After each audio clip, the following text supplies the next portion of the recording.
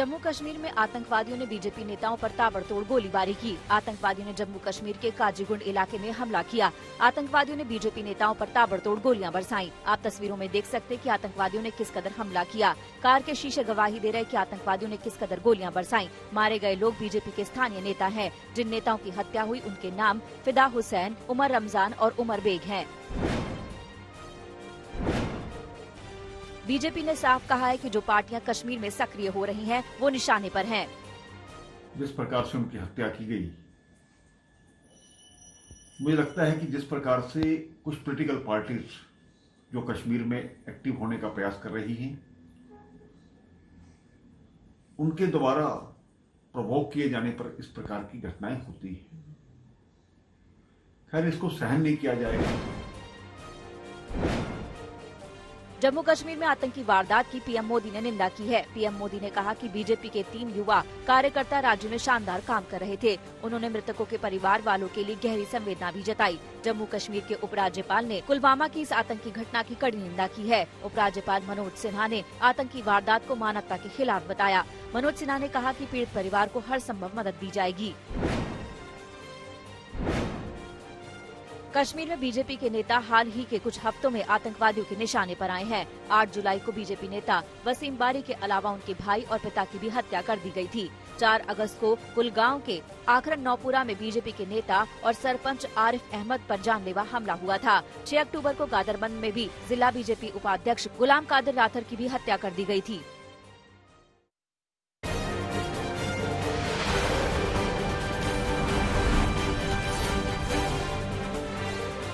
आखिरकार पाकिस्तान ने कबूल कर लिया कि 14 फरवरी 2019 को पुलवामा का हमला उसी ने करवाया था, जिसमें सीआरपीएफ के 40 जवान शहीद हो गए थे। पाकिस्तान के मंत्री फवाद चौधरी ने पाकिस्तान की नेशनल असेंबली में अब खुलेआम कहा कि इसके पीछे पाकिस्तान का हाथ था और इसका श्रेय वो इमरान खान को दे रहे हैं। हमने हिंदुस्तान को घुस के मारा है जनाब स्पीकर वहाँ पे, और पुलवामा में जो कामयाबी है, पुलवामा में जो हमारी कामयाबी है, वो इमरान खान की क़यादत में इस कौम की कामयाबी है।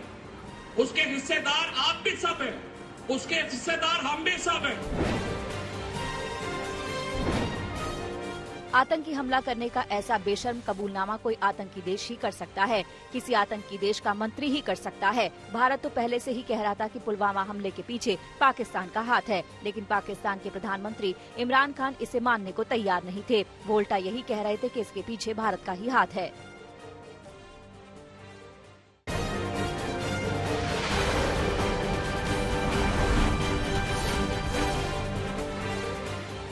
प्रधानमंत्री नरेंद्र मोदी आज 2 दिवसीय यात्रा पर गुजरात जाएंगे। सबसे पहले आज सुबह 10 बजे वो गांधीनगर जाएंगे, जहां वो गुजरात के पूर्व सीएम केशुभाई पटेल के घर जाएंगे। वहां पीएम मोदी उन्हें श्रद्धांजलि देंगे। दरअसल कल ही केशुभाई पटेल का निधन हो गया है। सुबह सांस लेने में तकलीफ होने के बाद 92 वर्षीय केशुभाई पटेल को अस्पताल ले जाया गया, जहाँ उन्होंने अंतिम सांस ली। गुजरात में मार्च के अंत में कोरोना वायरस संक्रमण की शुरुआत के बाद से मोदी का अपने गृह राज्य का ये पहला दौरा होगा। गांधीनगर के बाद मोदी केवाड़िया के लिए रवाना होंगे। दोपहर 12 बजे केवाड़िया में आरोग्य वन और आरोग्य कुटीर का उद्घाटन करेंगे। पीएम मोदी इस कार्यक्रम के बाद दोपहर करीब 1 बजे एकता मॉल का उद्घाटन करने पहुंचेंगे और इसके बाद चिल्ड्रन न्यूट्रिशन पार्क का दौरा करेंगे। प्रधानमंत्री के पहुंचने से पहले स्टैच्यू ऑफ यूनिटी और इसके आसपास बनाए गए jungle safari, valley of flower, cactus garden, Ekta nursery की लाइटिंग से बेहद सुंदर तरह से सजाया गया है। आज रात प्रधानमंत्री यहीं रुकेंगे और इस इलाके में की गई रोशनी का नजारा देखेंगे।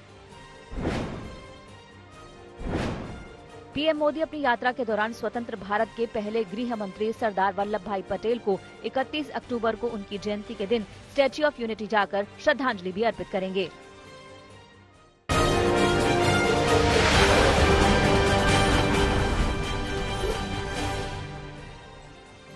बिहार में चुनावी घमासान जारी है। सीतामढ़ी में तेजस्वी यादव की सभा में अफरा तफरी मच गई, जिसके बाद तेजस्वी को लोगों से शांति की अपील करनी पड़ी। तेजस्वी ने रैली से एक बार फिर महंगाई को लेकर नीतीश कुमार पर निशाना साधा। एलजेपी सुप्रीमो चिराग पासवान का नीतीश कुमार पर हमला जारी है। मधुबनी की रैली में चिराग पासवान ने खुद को शेर का बच्चा बताया और कहा कि जंगल चीरकर बिहार को विकसित करूंगा। वहीं शराबबंदी को लेकर चिराग ने नीतीश कुमार पर एक बार फिर हमला किया। चिराग ने कहा कि शराबबंदी के नाम पर बिहार में शराब तस्करी हो रही है।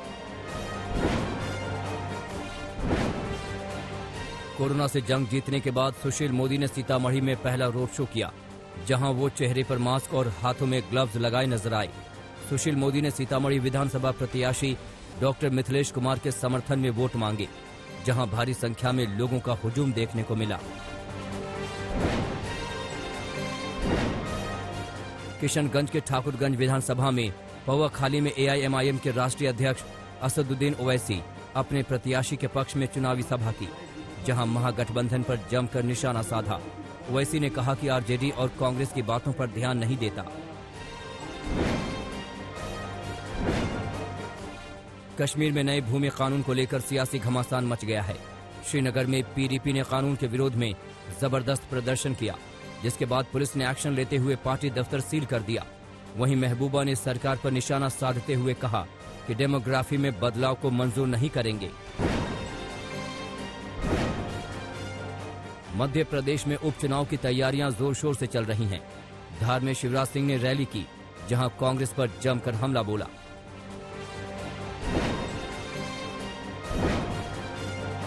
उत्तर प्रदेश में चल रहे उपचुनाव के दौरान कांग्रेस को बड़ा झटका लगा है। उन्नाव से सांसद रही अन्नू टंडन ने कांग्रेस से इस्तीफा दे दिया है। कांग्रेस हाईकमान को भेजी गई चिट्ठी में अन्नू टंडन ने आरोप लगाया कि प्रदेश नेतृत्व के साथ उनका तालमेल नहीं बैठ पा रहा है। अन्नू टंडन के एसपी में शामिल होने की अटकलें लगाई जा रही हैं।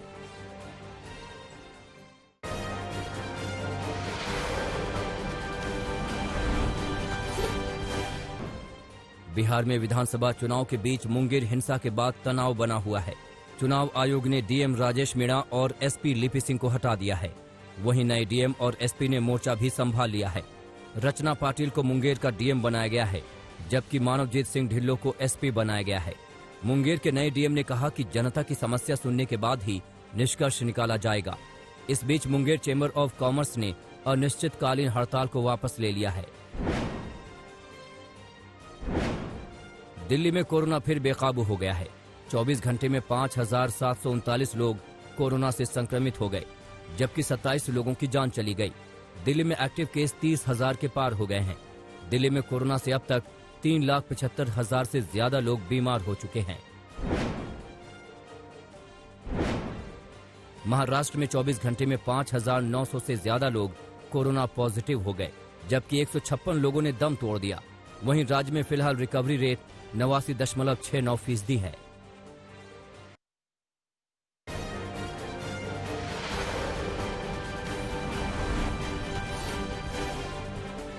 ग्वालियर में लोकायुक्त पुलिस ने ड्रग इंस्पेक्टर और लिपिक को 25,000 रुपए की रिश्वत लेते पकड़ा है।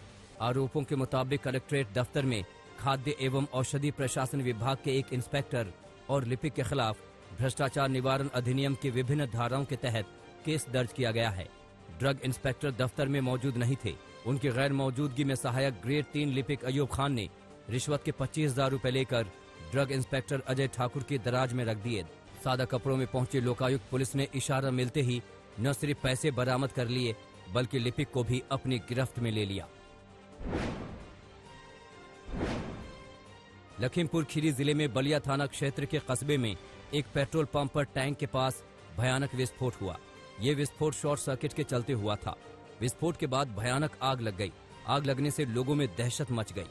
हालांकि पेट्रोल पंप पर मौजूद कर्मचारियों ने आग पर बालू और पानी डालना शुरू किया। फायर ब्रिगेड भी मौके पर पहुंची और फायर ब्रिगेड की 2 गाड़ियों ने 2 घंटे की मशक्कत के बाद आग पर काबू पाया। उत्तर प्रदेश के कासगंज में भयानक हादसा हुआ है। यहाँ 2 मंजिला मकान एकाएक भरभरा कर गिर गया, जिसमें एक मासूम समेत 3 लोग दब गए। 1 घंटे के रेस्क्यू ऑपरेशन के बाद तीनों को मलबे से बाहर निकाला गया और अस्पताल में भर्ती कराया गया है, जहां तीनों की हालत गंभीर बनी हुई है। बताया जा रहा है कि मकान बगैर पिलर के बनाया गया था। साथ ही मकान के पास ही दूसरे मकान के लिए नींव खोदी गई थी, जिसकी वजह से मकान ढह गया।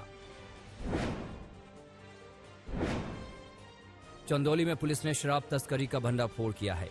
पुलिस ने चंदौली में बलिया और बिहार के बॉर्डर पर अवैध शराब का जखीरा पकड़ा है।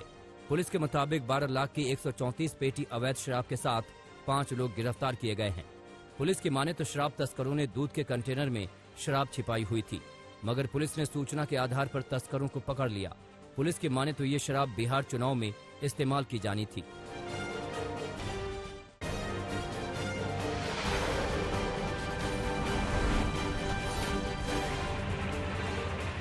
झांसी के बरुआ सागर थाना क्षेत्र में दो पक्षों के बीच पानी को लेकर भयानक झगड़ा हुआ।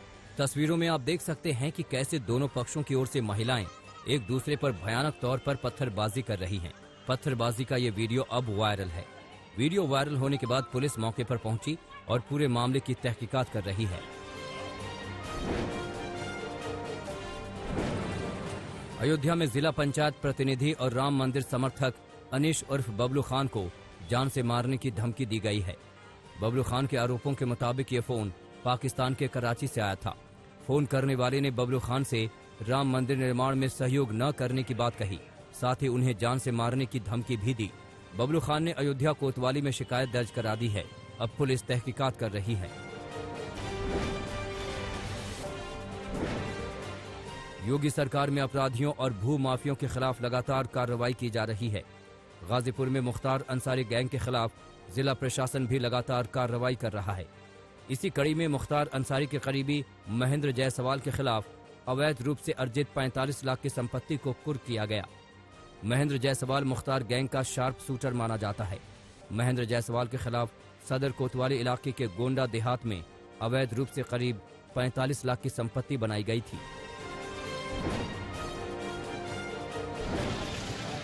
मध्य प्रदेश के गुना में दर्दनाक सड़क हादसा हुआ है। यहां नेशनल हाईवे 46 पर मजदूरों से भरे ट्रक का टायर फटा और ट्रक पलट गया। ट्रक पलटने से मजदूर ट्रक के नीचे दब गए, जिनमें 4 मजदूरों की मौत हो गई। बताया जा रहा है कि ये मजदूर मियाना थाना क्षेत्र के गड़ला गिर्द गांव के हैं। ये मजदूर फसल काटने के लिए ग्वालियर जा रहे थे, मगर रास्ते में हादसा हो गया। घायल मजदूरों को जिला अस्पताल में भर्ती कराया गया है, जहां उनका इलाज चल रहा है। यूपी के मुजफ्फरनगर में एक महिला का संदिग्ध हालत में शव मिला है। मामला मीरापुर थाना क्षेत्र का है। यहां कोटला दरबार में एक विवाहिता का संदिग्ध परिस्थितियों में शव मिला है। शव फंदे से लटका मिला है। मृतक के परिजनों की माने तो शादी के कुछ दिन के बाद ही ससुराल पक्ष के लोग महिला को दहेज के लिए प्रताड़ित कर रहे थे। परिजनों ने आरोप लगाया है कि दहेज के लिए ससुराल पक्ष के लोगों ने ही महिला को मार डाला, जबकि ससुराल पक्ष का कहना है कि महिला ने खुदकुशी की है।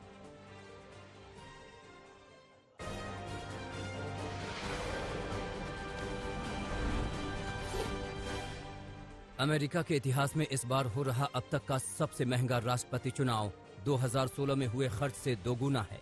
करीब $14 बिलियन खर्च किए जा रहे हैं। साम्यवादी एजेंडे को बढ़ावा देने के आरोप पर डेमोक्रेट उपराष्ट्रपति उम्मीदवार कमला हैरिस ने जवाब दिया। कहा, अमेरिकी होने पर गर्व है। मेरे मूल्यों में अमेरिकी मूल्यों की झलक है। जो अमेरिका से प्यार करते हैं वो ट्रंप का साथ नहीं देंगे। चुनाव से पहले ट्रंप प्रशासन का एक और दांव। आईटी सेक्टर में काम करने वाले विदेशी प्रोफेशनल्स को H-1B वीजा देने के लिए कंप्यूटराइज्ड लॉटरी सिस्टम को खत्म किया। अमेरिकी मूल के लोगों के वेतन पर असर पड़ने के चलते अब वेतन आधारित चयन प्रक्रिया अपनाने का प्रस्ताव है। अमेरिकी विदेश मंत्री माइक पोम्पियो ने दुनिया की सबसे बड़ी मुस्लिम आबादी वाले देश इंडोनेशिया पहुंचकर चीन पर निशाना साधा। कहा, धार्मिक आजादी के लिए चीन सबसे बड़ा खतरा। फ्रांस के शहर नीस के चर्च में हुए हमले में 3 लोगों की मौत के बाद पार्लियामेंट में मौन रखा गया। नीस के मेयर ने कहा, गिरफ्तारी के बाद हमलावर अल्लाह अकबर का नारा लगा रहा था। वियतनाम में मोलेव तूफान के बाद आई विनाशकारी लैंडस्लाइड में 15 लोगों की मौत हुई है। 38 लोग लापता हैं। 150 किलोमीटर की रफ्तार वाले तूफान में भी रेस्क्यू टीम का अभियान जारी है। म्यांमार की नेता आंग सान सू की ने आम चुनाव के लिए एडवांस वोटिंग में वोट डाला। म्यांमार के राष्ट्रपति विन माइंट ने भी अपने मताधिकार का प्रयोग किया। 8 नवंबर को म्यांमार में आम चुनाव हैं। दुनिया में कोरोना महामारी का कहर जारी है। संक्रमितों की संख्या 4,49,00,000 के पार पहुंच गई है। इस महामारी से अब तक 11,80,000 से ज्यादा लोगों की जान गई है। स्पेन में कोरोना के संक्रमण में बढ़ोतरी के बाद लगी लंबी इमरजेंसी को लोगों ने आफत कहा है। क्रिसमस और कई पारंपरिक त्योहारों पर भी छूट न मिलने से राजधानी के लोग नाखुश दिखे। जर्मनी में कोरोना के करीब 17,000 नए मामले आने के बाद वहां पर हड़कंप मच गया।